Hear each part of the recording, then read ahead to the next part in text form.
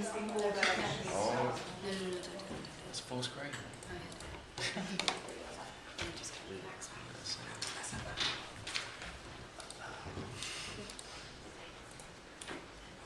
We're doing a crime film.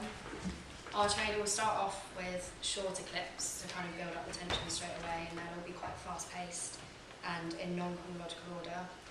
They'll jump cut from one another, and then the word deceit will come up, and the clips will start getting shorter and we'll explain the narrative in more detail. We'll show clips revealing all of the characters except the boss in the trailer, as the boss is sort of an enigma and is never really shown. We'll also reveal the locations, props, costumes to show the audience that it's a crime film. And the shots will also show the type of characters they are, so the anti-hero, which is Tony, and the antagonists, Black Widow, Husky and Cobra. The words corruption and revenge will also appear on screen later in the trailer. This will again change the pace. And once the word revenge is flashed up, along with a gunshot, the trailer will dissolve into the title of the film, which is Fatal Intentions. Throughout the film, we'll have freeze frames, which we kind of took from Guy Ritchie, voiceovers, so we will never actually speak during the trailer, you'll just hear our voice over it.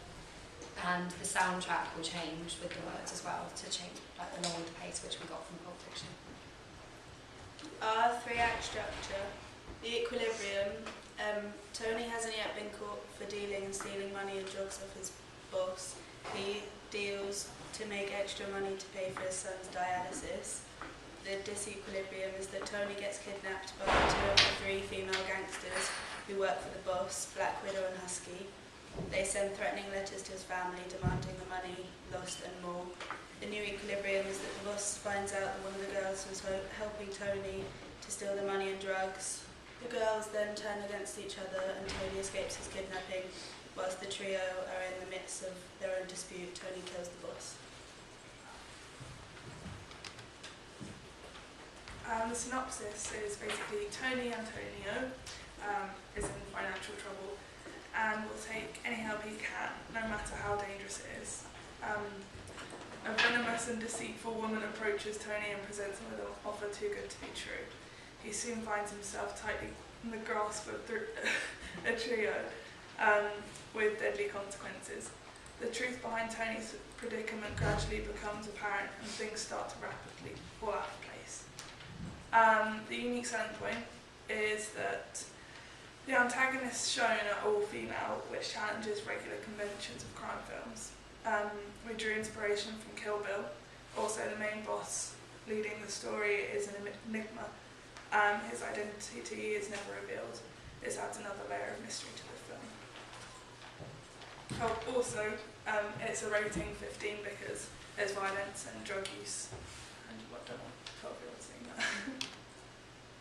The main four characters are Tony, who is a loving family man. He finds that his son is incredibly ill and he needs money to pay off the hospital fees, so he starts dealing drugs after one of the three gangsters offers him drugs to sell.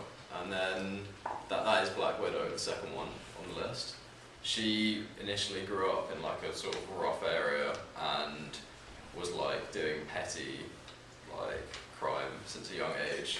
At age 16, the boss like confronts her and asks if she wants like a better paying job, but with like a dirtier sort of way of doing it. So she has to pay off his debt to him by doing all of his like dirty work.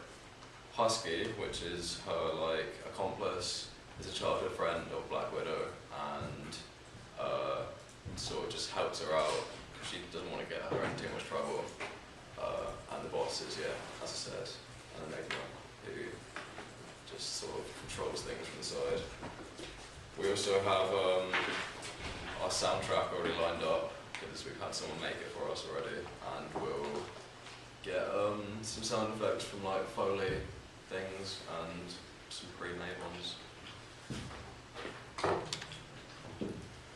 We're going to be filming most of it really just behind London Road on Elder Place. drug deal will take place and where Tony gets kidnapped. We'll also use this location for like long distance shots and close-ups of people running. We'll use a dark room, probably in one of our houses, where Tony will be kidnapped, and then in this scene the trio will be counting their money and laughing about it, drinking and whatnot. And this location will be for like more low-key lighting and all that jazz. And that's where they'll stay hidden. And there'll be a shot of Tony running through Hollingbury Woods and in and out of the fields, and the trio will also be seen surrounding the woods and in and out of there. Black Widow will dress in all black with dark makeup, and she'll have a tattoo on her of a spider on her wrist, which will be her personal icon. Husky will wear lighter colours and more like a fluffy jacket and lighter makeup, and she'll always have a black collar around her neck as her personal icon. In the beginning of the trailer, Tony will wear smart clothes whilst he's dealing to keep him having a higher profile, but he'll be in a t-shirt and like more plain clothing once he's kidnapped to show that he's lost his status. Cobra, the third gangster, but not in it as much, will wear snake print and a big jacket with a snake tattoo on her foot as her personal icon.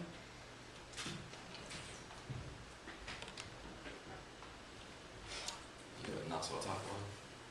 That's Well done, guys.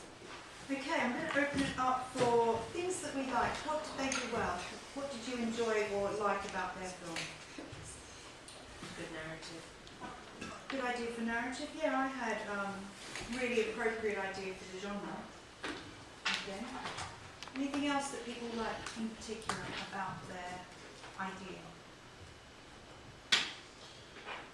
Quite a good load of female characters. Yeah, so that challenging of female representation is something that's good in terms of postmodern. Okay, any questions that we have? Something they can cover or explain maybe as well for you? I was wondering about the boss. Obviously the boss might be present, but we're not going to see the boss. So how are we going to know that the boss is actually in the film? I was wondering, is it going to be James Bond style, just seeing the back of the chair? Yeah, we were going to have shots from the back of the chair and the females kind of walking up behind him, and there's going to be voiceovers of him. Okay. Like on phones, yeah. Phone calls, emails, those types of things. Excellent.